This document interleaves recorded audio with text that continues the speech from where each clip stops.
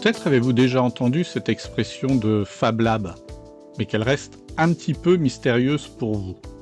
Nous tentons ici d'en donner les éléments essentiels.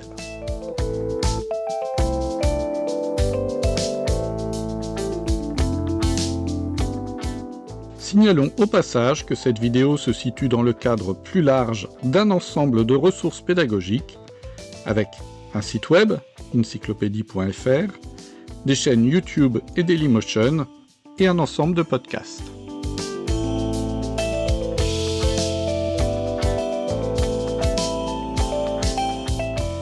Contraction de Fabrication Laboratory, c'est un concept proposé par Neil Gershenfeld du MIT et qui s'est par la suite organisé en réseau.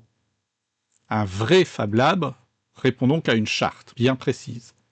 Il y a actuellement environ 1750 Fab Labs dans ce réseau. Il existe également des lieux qui reprennent certains des principes des Fab Labs, mais pas l'intégralité, et qui sont parfois également appelés Fab Labs, bien qu'ils n'en aient pas le label officiel. C'est notamment le cas des Fab Labs entre guillemets, qui ont été mis en place par des entreprises au sein de leurs unités de R&D. Ils ne sont pas ouverts au public et ne peuvent donc pas appartenir au réseau, mais fonctionnent par ailleurs sur des principes très proches.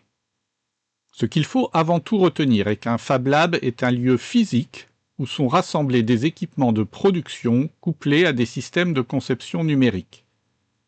Il se caractérise souvent par une grande variété d'équipements, allant de l'incontournable imprimante 3D jusqu'à des machines de découpe de taille beaucoup plus imposante, en passant par des équipements dédiés à l'électronique ou encore des machines à coudre.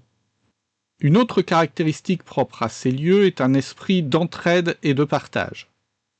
Les vrais Fab Labs sont très liés au mouvement des makers et de l'open source. C'est évidemment moins vrai pour leurs équivalents dans les entreprises, mais on y retrouve tout de même, en principe, l'esprit d'entraide. C'est donc un lieu de rencontre entre de simples bricoleurs, des inventeurs, des artistes, des entrepreneurs, ce qui est un atout en soi en termes de créativité. Attention tout de même si vous avez un projet qui repose sur la protection par la propriété intellectuelle. Le recours à des ressources open source ou à des coups de main ponctuels pouvant aboutir à de nouvelles idées peut limiter la portée de certains droits. On le voit du point de vue du processus d'innovation, un Fab Lab est un lieu idéal dans les premières étapes pour éviter d'avoir à investir dans des équipements pour fabriquer une preuve de concept, des prototypes ou même des MVP en petite quantité, moyennant une certaine vigilance en termes de propriété intellectuelle. Si cette vidéo vous a été utile, n'hésitez pas à cliquer sur j'aime.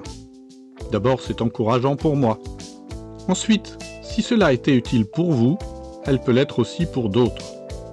Ce mini-geste peut permettre à cette vidéo de remonter un peu dans les classements des algorithmes de YouTube ou Dailymotion, et donc de la rendre plus visible. Merci à vous.